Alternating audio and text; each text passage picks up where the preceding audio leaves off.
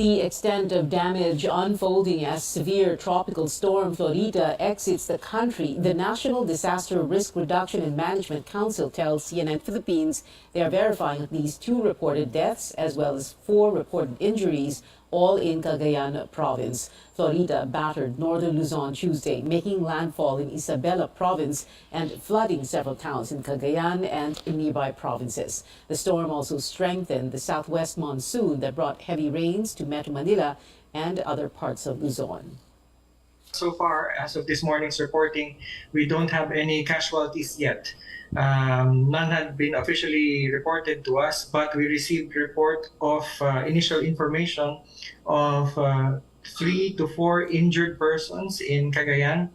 And we received information about a vehicular accident involving a bus in Nagilian, Isabela, where 2 possible fatalities were reported, but this is still being investigated and validated by our counterparts in the local government unit to determine whether this is indeed connected to the storm or not. Around 1,000 people were evacuated in the Ilocos region, Cagayan Valley, and in the Cordilleras. No word yet if they have returned home. Some 600 others who sought refuge in their relatives' homes also received government assistance. Let's now head to Cagayan province, one of the hardest hit areas. Live from Tuguegarao City is our correspondent Stanley Gahete. Stanley, what is the situation like there? At least 17 barangays here in Tuguegarao City were hit hard by Florita's onslaught, and local authorities say as many as 621 families were affected by floods. The local government has prepared more than 2,000 relief packs containing rice, water, canned goods, sugar, bread, coffee, and milk. But the city's social welfare office has yet to finalize the total number of residents who will receive aid, with more barangays still submitting their reports on affected communities. Barangay Carita Norte has yet to conduct a visual survey due to heavy rains. Perennial na yan na problem namin yan. Parang flash flood na o rush flood na. So nag-akyatan na ako ng mga gamit. Meron pang mga additional barangays na nagbibigay ni report. They live in a low-lying areas. Florita left considerable damage to about 19 hectares of cornfields and 13 hectares of rice fields. These are primary commodities in Cagayan province, along with tobacco and peanuts. The city agriculture's office says about 40 farmers were affected.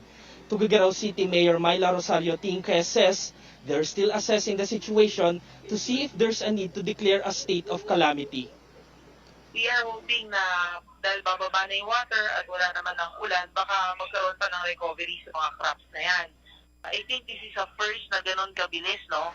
Because ang tinitingnan namin dito yung mga naggawa na ng mga malalaking village, yung mga bagong tinatayo na mga homes and villages. So, yung drainage medyo hindi ata masyadong naayos at kulang-kulang pa po.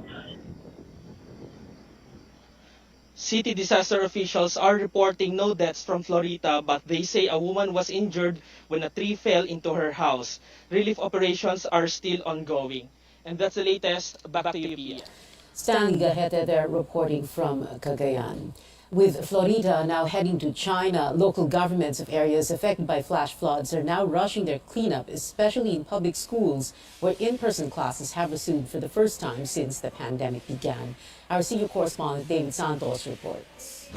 Just before heading home, residents of San Mateo in Rizal are given food packs. They are among 123 families forced to flee to safer grounds following Tuesday's torrential rains. More than 700 inmates from the San Mateo jail, which lies near the river, also had to be evacuated. In the adjacent Montalban town, Mayor Ronnie Evangelista inspecting communities near the river. In Marikina, workers pumping water to wash away mud after the swollen river also caused flooding in the riverbanks. The local government also rushing the cleanup of its 2 public schools, where over 90 families stayed overnight. Officials want to ensure the schools are ready so that in-person classes can resume by Thursday. At yun yung pakiusap natin doon sa mga evacuees na pumunta gumamit ng ating mga schools na tumulong para pag-alis nila ay malinis yung mga classrooms dahil tayo nga ay nagbukas na ng mga eskwelahan para sa ating mga estudyante. Ready na ulit namin itong eskwelahan. Ito nga po yung flushing ng ating Bureau of Fire ng Marikina para linisin po yung nagamit na rooms and yung ating grounds for safety po ng ating mga bata. The San Mateo Marikina River crested by 8 p.m. Tuesday. By Wednesday noon, floodwaters have significantly receded, a sign that things are back to normal. David Santos, CNN Philippines. Educational cash assistance will be more accessible to indigent students in the coming weeks. On Wednesday, the Interior and Social Welfare Departments teamed up to bring the cash aid down to local governments. A 1.5 billion peso budget is allotted for the program that aims to serve 375,000 to 400,000 students nationwide. 1,000 pesos will be given to elementary students, 2,000 for those in junior high school, 3,000 for senior high, and 4,000 pesos for college and vocational school students. Ang assistance lang po ng LGU, ng DILG muna. DILG will provide police at saka request barangay tanod para maayos po yung pila dun sa venues.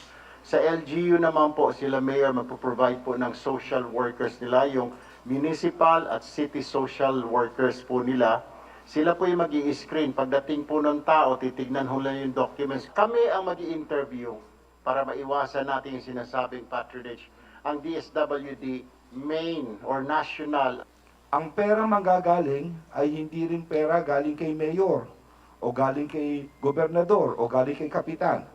Ang pera ay magmula sa national government sa ahensya mismo ng DSWD. Students or parents of those eligible for the one-time cash aid need to check the social media pages of their local governments for registration. The DSWD says walk-ins will not be accommodated to avoid a repeat of the chaotic distribution last Saturday. Several DSWD offices across the country that day had long lines and massive crowds rushing to get assistance. More stories up ahead. Several Customs Bureau officials have been relieved of their posts following an investigation into alleged sugar smuggling in Subic. And ABS-CBN and TV5 decide to temporarily hit the brakes in their investment deal. Keep it here on Newsnight.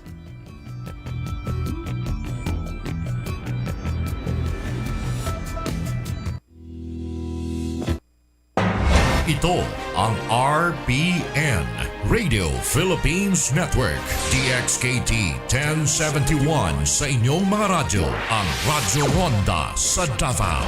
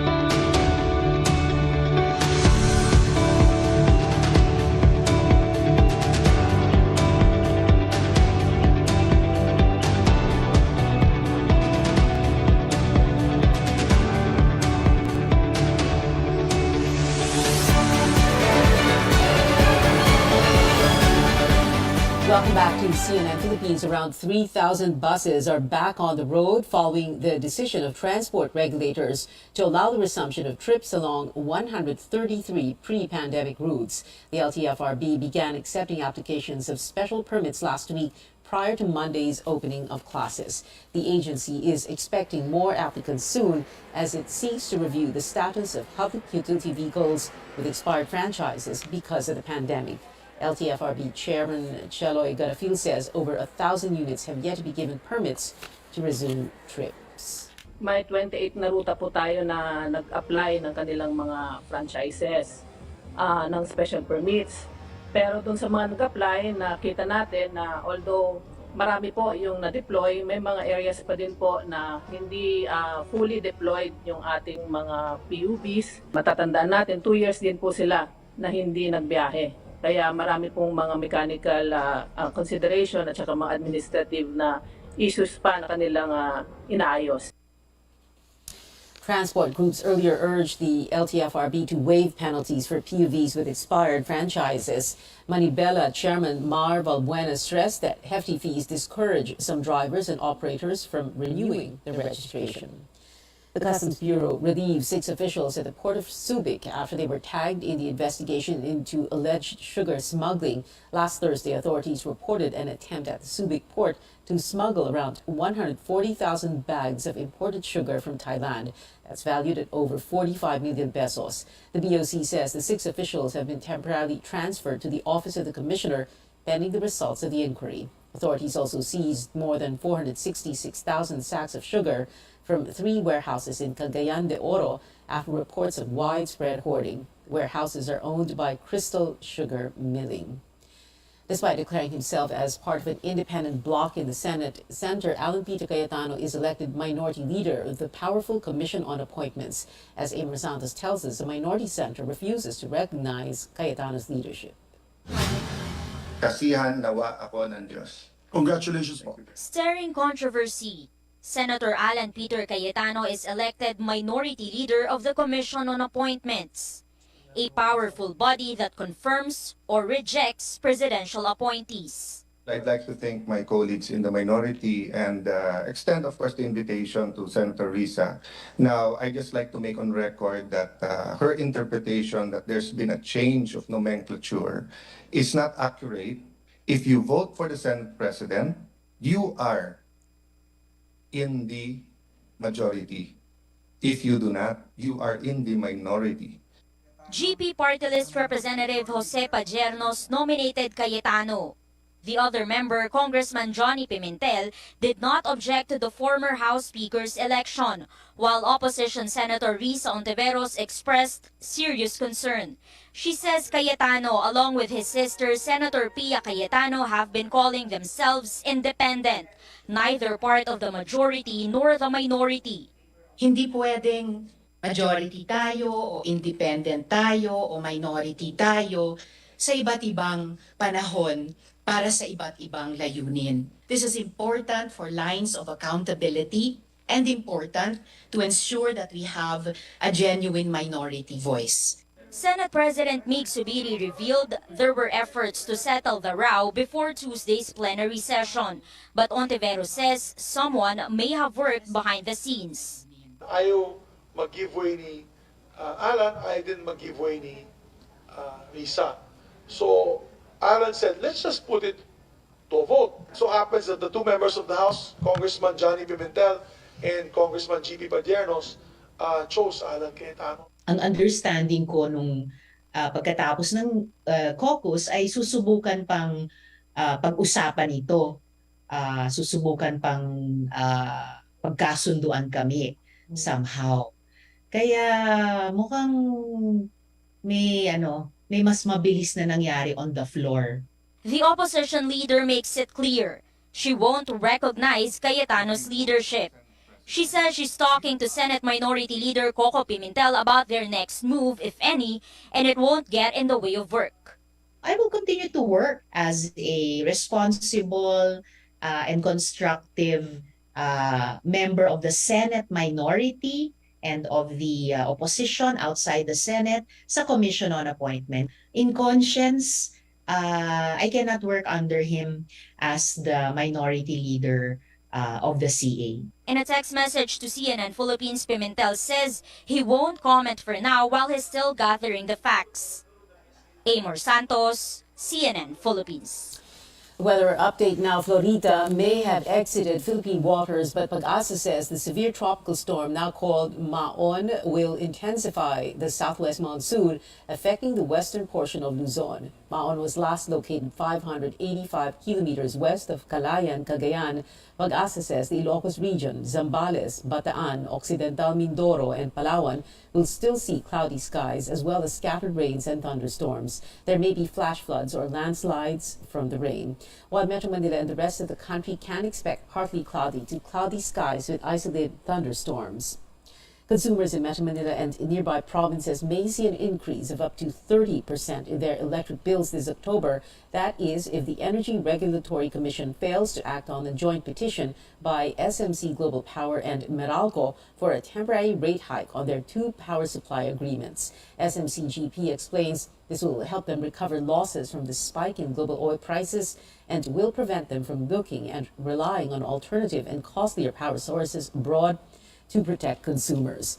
SMCGP is only seeking a 30 centavo per kilowatt hour increase in the next 6 months, or a total of 360 pesos for 6 months for households using 200 kilowatt hours per month. That is lower than the estimated increase of up to 1 peso and 30 centavos per kilowatt hour in 3 to 4 months, or 1,040 pesos in total if the petition will be ignored by the ERC.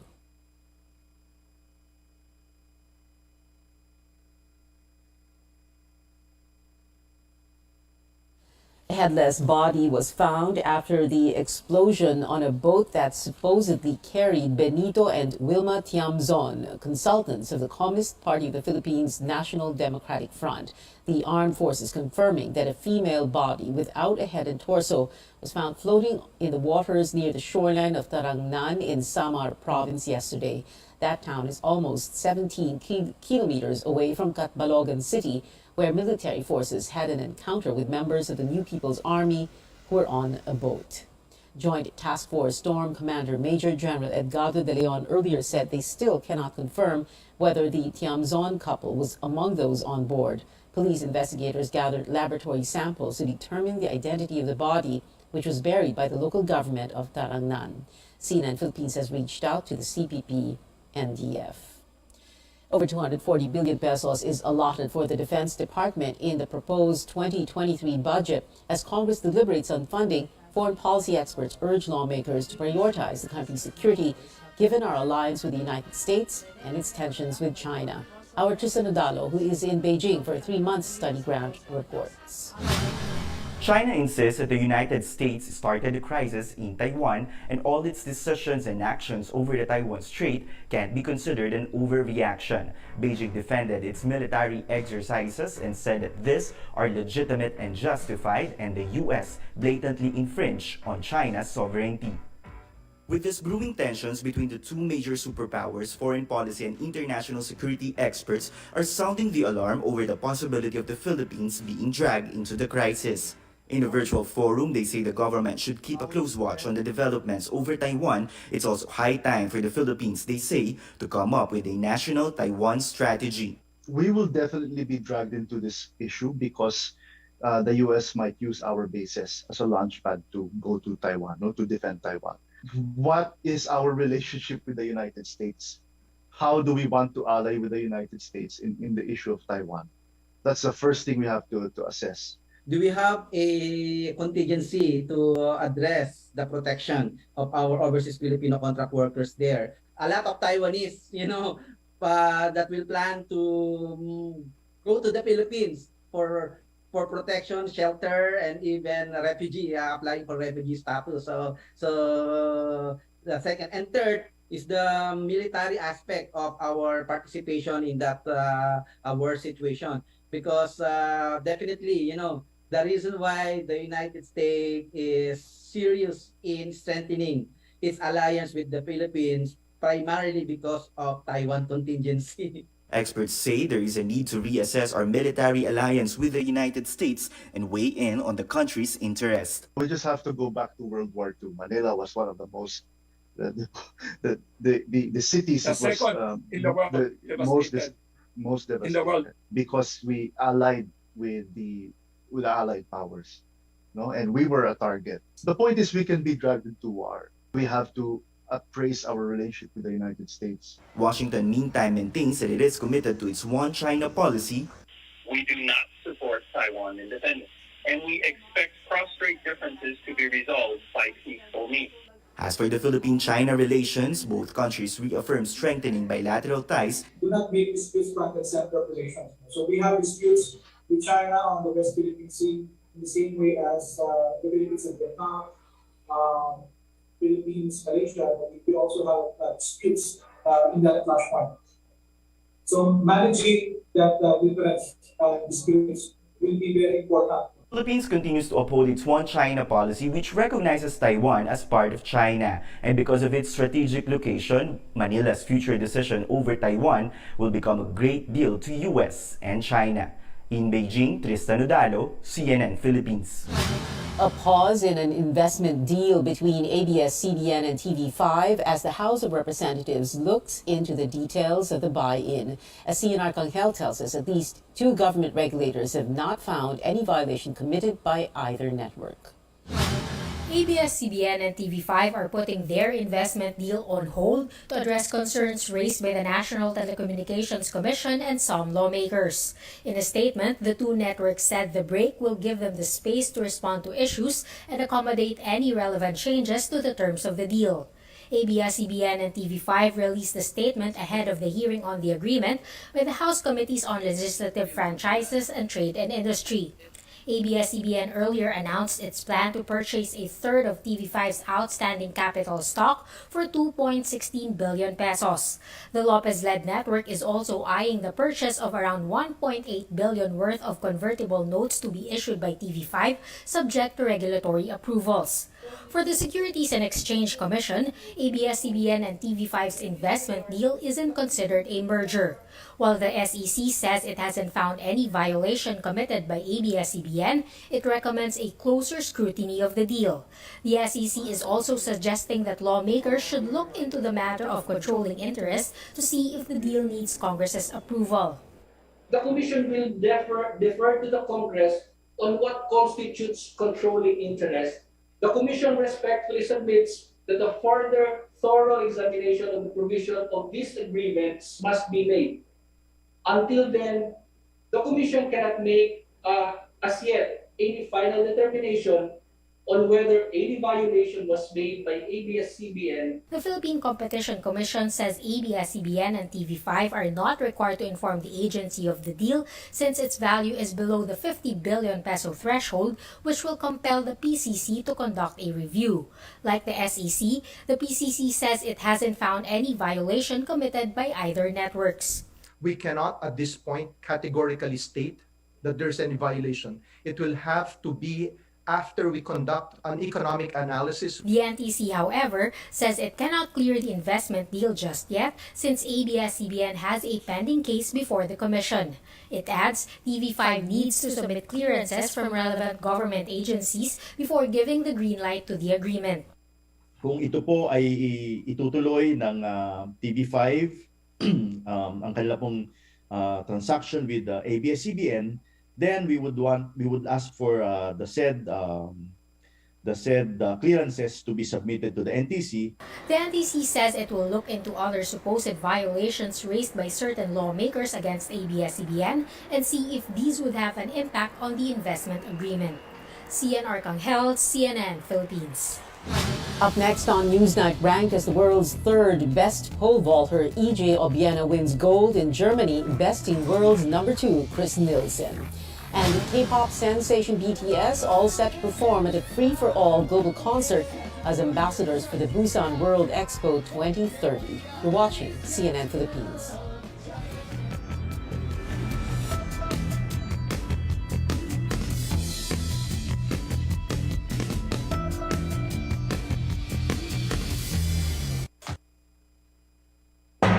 Ito ang RBN, Radio Philippines Network, DXKT 1071 sa inyong mga radyo, ang Radyo Ronda sa Davao.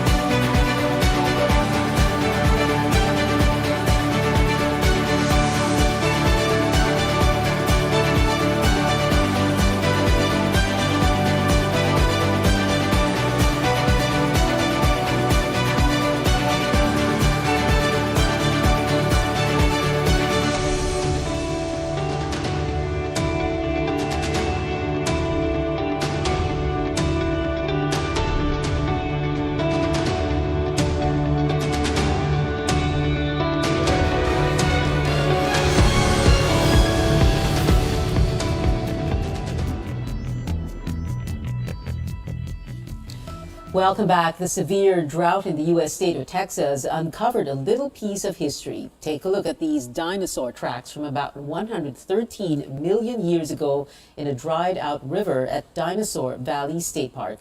A park official says these likely came from an Acrocanthosaurus, which weighed 7 tons and was 15 feet tall.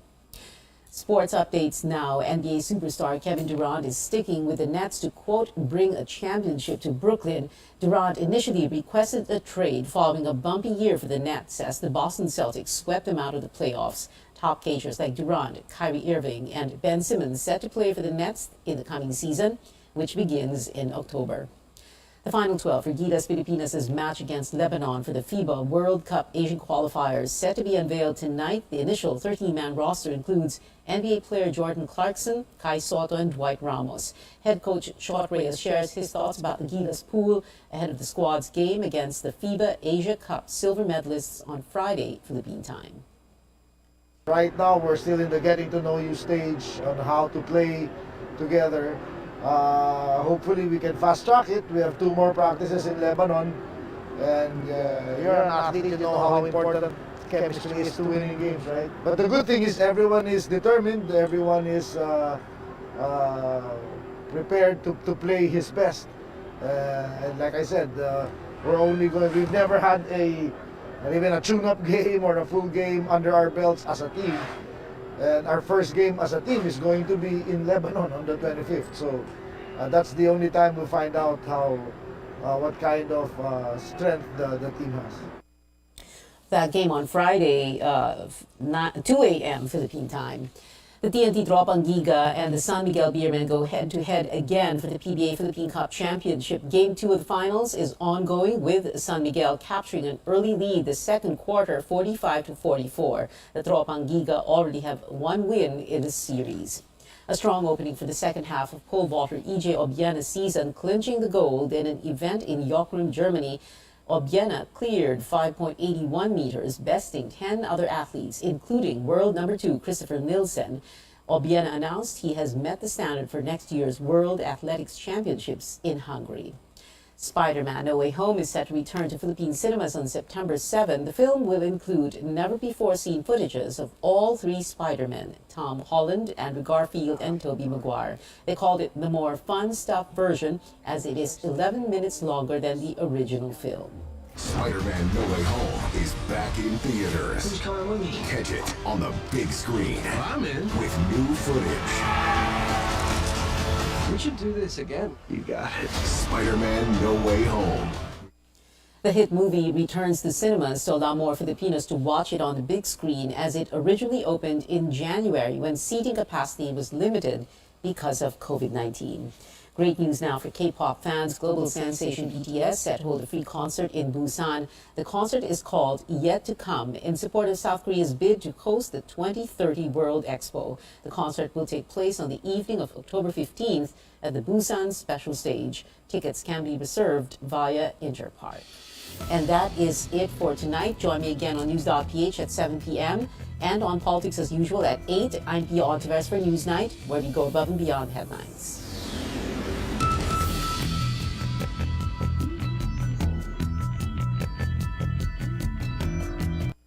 This program is brought. Ito ang RB Member, kapisanan ng mga broadcaster ng Pilipinas.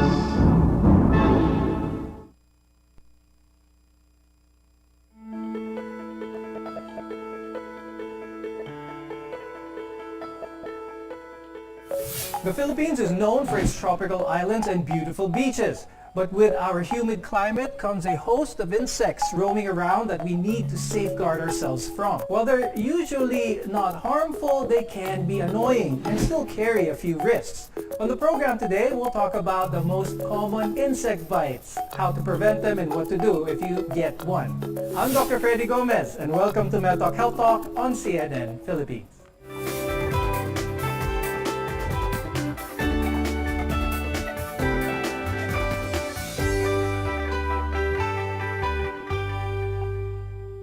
If you see a red, throbbing mark on your skin that's often itchy, you might have been bitten by a bug, or as our dermatologist colleagues like to refer them as arthropod bites. Now our guests are here today to tell us what to do if this happens. With us is Dr. Maria Isabel M. Belisario. She's a board-certified dermatologist from the Belisario Skin Clinic. We're also joined by Dr. Charles Edward Florendo. He's a family medicine specialist and the chief of clinics of the Mary Child's Hospital. Thank you both for joining us on the show. Let's talk about some of the more common insects that are prevalent here in the Philippines and that you see na madalas makagat ang mga Pilipino. Well, number one, ang pinakamadalas nating nakukuha dito, lamok. Lamok talaga. Kahit saan sa Pilipinas, ang daming lamok. Iba-ibang klaseng lamok. May mga lamok na sa umaga, may sa gabi. Pero nakita rin ako ng gagat ng ipis occasionally. And then maraming langgam. Pero marami sa mga kinakagat ng langgam di na pumupunta sa ospital kasi hindi naman gano'n ka-serious. Yes, that's right. All of these bugs have their own varying effects on our body and they usually aren't harmful, but it's also good that we know what to do whenever one bites us and not to take it too lightly. Doc Maris, when it comes to cockroach bites, let's say, when someone's bitten by a cockroach and they see an inflammation, is this something they see a raised bump? It's red. Is this automatically something that people should bring to a doctor? Well, definitely. One thing that we have to know about being bitten by cockroaches is they usually go to areas where they smell residual food. So common areas that are affected are usually the eyelids, the hands, and the mouth. And these can happen with mild symptoms such as simple as a red bump and can lead to local swelling. However, you always have to watch out for anaphylactic reactions. And in case that the patient experiences difficulty of breathing already, then that's the only time that the patient can immediately want emergency intervention. But if it is just a local red bump as of present time, then the patient can use as simple as an oral antihistamine or a topical moisturizer to help calm down this bump. Now, Doc Maris, you bring up a good point. A lot of our viewers may be bitten by a mosquito, by a cockroach, or whatever insect, and they just wait. They just wait for it to go away, and most of the time, it usually does. What's a good time frame for that bite to still show on someone's skin, namumula, namamaga, bago nila dalhin sa doktor? Actually, it depends. Each person is always different because we all have different skin types. Some patients would experience bites for like 1 to 2 days. However, some bites can remain up to a week or more. But a good marker for when to bring to the doctor is if these itch very persistent, because definitely we have to be wary or careful about the possibility of getting a secondary bacterial infection from the chronic scratching. So there is actually no strict rule as to the number of days, but most likely a better gauge could be the length of time that the patient cannot tolerate the itch or baka hindi na siya makatulog o sugat-sugat na yung balat. Now, Charles, let's talk about what Maris mentioned earlier, that certain bites may cause what's called an anaphylactic reaction. What is this and how can our viewers spot this, thinking that this is about to occur? Well, sa mga ibang mga insects, particularly mga bees, no? So if you have wasps, kapag kinagat sila, may mga venomous substances yan na pwedeng kumalat sa katawan ng tao. So usually, lumalaki yung pagkapula, hindi lang siya nasa area niya, lumalaki, tapos yung person can experience difficulty of breathing at saka namumula yung buong katawan. Yan yung maluba. Pag nagkaroon na yan, mga difficulty of breathing and all, very dangerous na yan. So we have to give them strong medication in the hospital to reverse it immediately. Maris, let's talk about lice or kuto, especially sa mga bata. Are there telltale signs na isang bata or even an adult has infection of lice? Yes, definitely, you're correct. Predominantly, pediatric age group is one of the most common patients to experience this between 3 to 12 years old. However, aside from the presence of the nits or yung mga lisa, the eggs of these puto, you can also notice that bites usually appear on the back of the ears and on the area of the nape. Kasi yung mga puto, mahilig sila sa madidilim na areas of our scalp. So they prefer back of the ears, back of the neck. And also, aside from that, patients can experience fever and lymphadenopathies on these areas. May mga kulani na sa likod ng tenga. They can also experience irritability dahil sobra yung pangangate nila. So these are the telltale signs sometimes that, your child might have a problem with lice. Yes, okay. So it's important for parents to know those telltale signs para mapagamot nyo na kagad yung anak ninyo. Now, Charles, earlier you talked about anaphylaxis as a emergency situation. Now, not so much an emergency situation, but a reason for people to go to the emergency room is when an insect such as a cockroach or any other, even an ant, gets inside someone's ear. What are some of the tips with regards to insects that try to seek refuge in a person's ear? How should they handle this? Should they try to remove that insect immediately? Or should they go to the emergency room because of certain procedures that should be done? Well, if nasa labas pa naman yung insects, hindi pa naman pasok na pasok and they can remove it, pwede. But do not never use cotton buds. Kasi pag ginamitan ng cotton buds, susuksukin mo yan, papasok pa yan. And then you're gonna be into big trouble there, no? So sa hospital, we do have a scope and then we can remove it. So magandang they can bring to the hospital. Never use cotton buds. Knowing what signs to watch out for can help you address these bug bites faster. So more of this when we return. We're your partner in healthcare. Keep it here on Medtalk, Health Talk, only on CNN Philippines.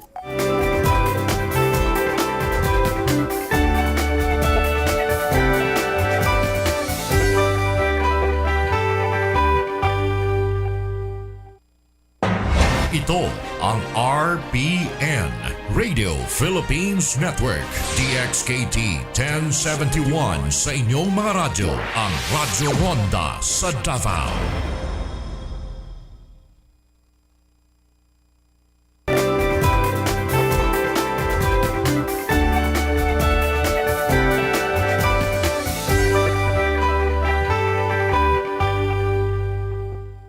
I'm Dr. Freddy Gomez and welcome back to Medtalk, Health Talk on CNN Philippines. A lot of people, when they have a bite, they just scratch it, they leave it alone. But a common symptom of insect bites is that itch. Let's explain why this happens and what could happen kapag kinamot lang siya ng kinamot.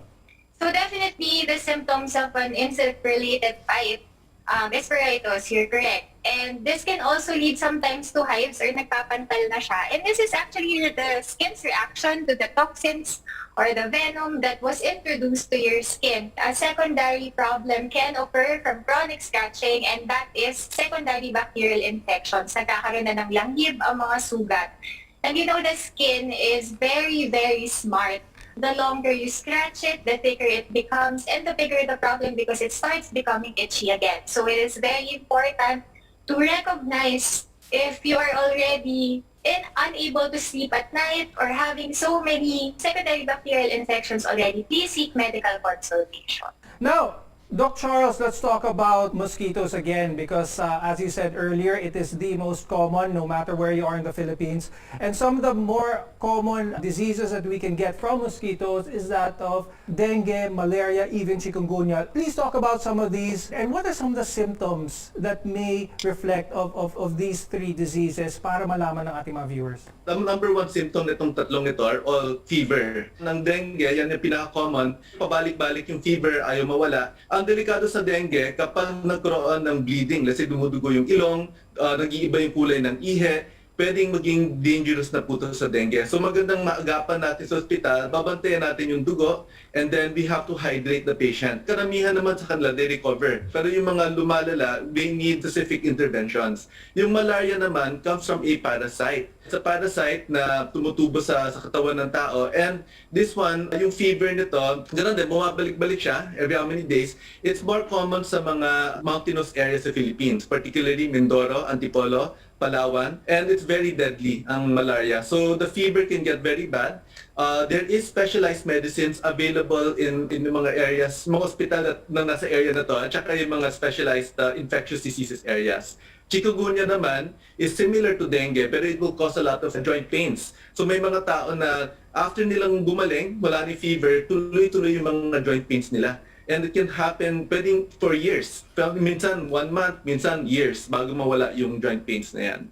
Let's talk about personal hygiene for some reason. Does personal hygiene affect the tendency or the risk of being bitten by a mosquito? Yes, definitely. Insect bites or these flying insects are actually attracted to our sweat and body heat. So taking a bath twice a day at least is still a good preventive measure to avoid being bitten. Doc Maris, there's been some studies na ang blood type daw ng isang tao ay nakakapag-increase at decrease man lang ng mga chances of being bitten by a mosquito. Is there any truth to this? Actually, there are some studies that say that the blood type O actually attracts more bites. However, it is still very important to know that there are also other individual factors such as is the patient more white or is the patient wearing bright colors, because these are also factors that attract these insects, and is the patient wearing perfume, because that is also a factor. So not blood type alone, definitely. They recognize it actually as a form of heat on their part. And so these flying insects like perspiration or your sweat and body heat. So when it comes to itchiness, mosquito bites, what is the best treatment for this?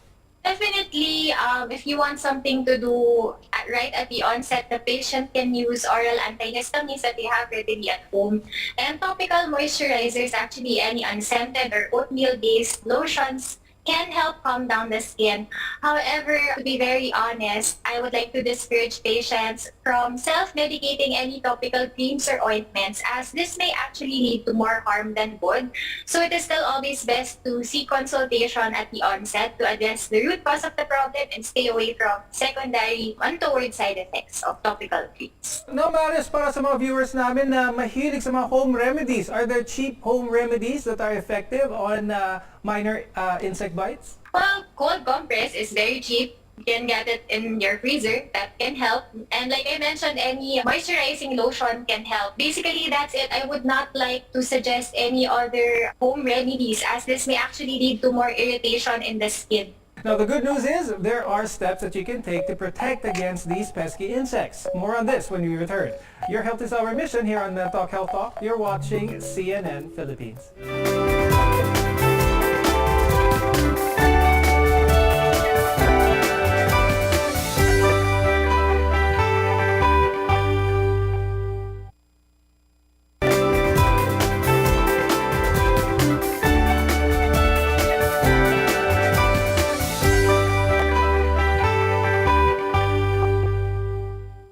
I'm Dr. Freddy Gomez, and this is Medtalk Health Talk on CNN Philippines.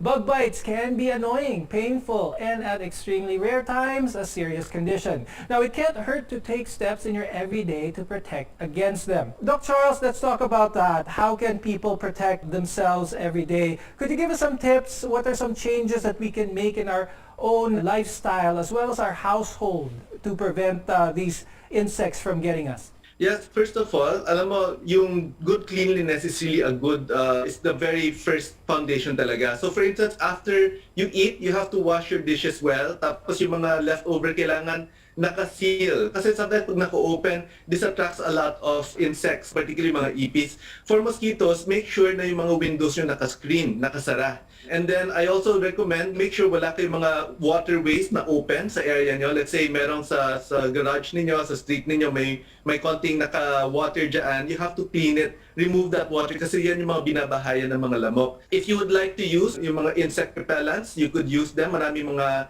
stuff that you can use to repel them. But I would like to be cautious na kasi marami sa mga, let's say, mga katol, maraming mga katol are coming in that have harmful ingredients. Some people have used citronella oils. They have 50-50. Some people say na talagang effective siya. Some people say parang wala effect. You may want to try them out also. Doc Maris, when it comes to insect repellents, there are many on the market. What is the best option here when it comes to trying to repel insects in a topical form? Definitely, for mosquito repellents, DEET still remains to be the most effective, and they come in concentrations between 10 to 30%. The varying percentage actually also takes care of how long you're protected. So for DEET, that is 10%, you're protected for about 2 hours. If you use DEET, that is 30%, you are protected for about 5 hours. So it's also very important to take note maybe how long you will be outdoors in order to choose which one is a good option for you. But a word of caution for patients less than 2 months old, as using mosquito repellents are not recommended for them. So using protective clothing is the best option for those who are very, very young. Now, Doc Maris, you mentioned na bawal ito sa 2 months old and younger. So does that mean na kapag older than 2 months, sa mga bata, safe itong DEET na insect repellent? Yes, actually, DEET has a higher safety profile than people know. It is recommended basta above 2 months. Less than 2 months, yun lang yung protective clothing. Now, another insect that we haven't covered, which I think is also very common here, are those of sandfly bites. So sandfly bites look like mosquito bites, pero hindi siya nawawala at persistent yung kanyang symptom ng pangangate. Doc Maris, when it comes to sandfly bites, a common treatment for this is topical steroids in order to alleviate this. But what should our viewers be wary about steroid cream, especially self-medicating with steroid creams? As dermatologists, when we pick which type of topical steroid we give to our patient, we have a lot of factors that we try to look into. Where is the location of these bites, gaano siya kakapal, gaano siya kadami, and how long we intend to ask patients to use them. Because steroids have a high toxicity when you use it at a very long time or use a low potency but for a very, very long time. So, like we always say, medical guidance is still very important before you self-medicate any of these topical steroids. Because it might be tempting kasi nakita mo sa kapitbahay mo, gumaling siya, hinira mo yung ointment niya. That usually happens here in the Philippines. Pero ang problema natin, yung mga side effects ng steroids, masyado mo siyang matagal na ginagamit. Aside from numinipis yung balat because of atrophy, pwede nang kakaroon na rin ng mga pimples, or breakouts dahil sa patuloy na paggamit ng steroid. So definitely, for this, consultation first. Okay, definitely important information there. Now, Doc Charles, when it comes to treatment of insect bites or whatnot, Doc Maris talked about the risks of steroids. Meron bang gamot na one size fits all or depende talaga ito sa pasyente? Depende talaga sa patient, and that's why we choose the steroid accordingly. And also, a lot of patients don't really need the steroid. We just have to get them to stop scratching. Kasi yung scratching talaga yung malaking problem, no? Pag ano yan, kakapal. And I see a lot of patients come to me after kumapal na yung balat. So we have to get them to stop scratching. So the first thing I want to advise people also, avoid yung ina-apply ng mga menthol. Meron mga menthol products, yung mabaho talaga nalagay nila. It causes more skin irritation, lumalaki. So if you want to stop scratching, one way is make sure cut your nails. No? Cut your nails. At saka sometimes yung mga ibang bata pinapalagyan namin ng socks sa kamay para pag nakamot nila sa gabi, hindi siya nakakatira. No? Kasi the scratching is really the bigger problem.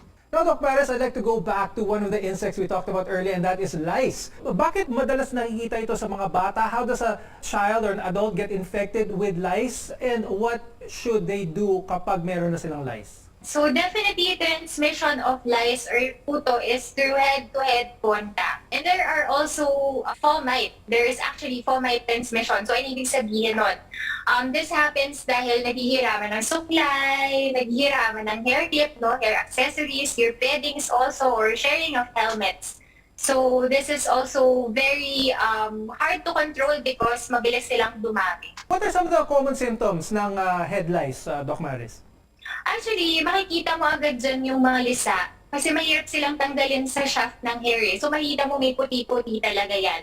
And the bites are located at the back of the ears usually and on the nape. Kasi dyan nagtatago yung mga adult lice. Kasi malamig doon. Hindi sa masyadong nagugulo. So they usually stay in that area. And then patients present with fever and lymphadenopathies. Nagkakaroon na rin ng pulane.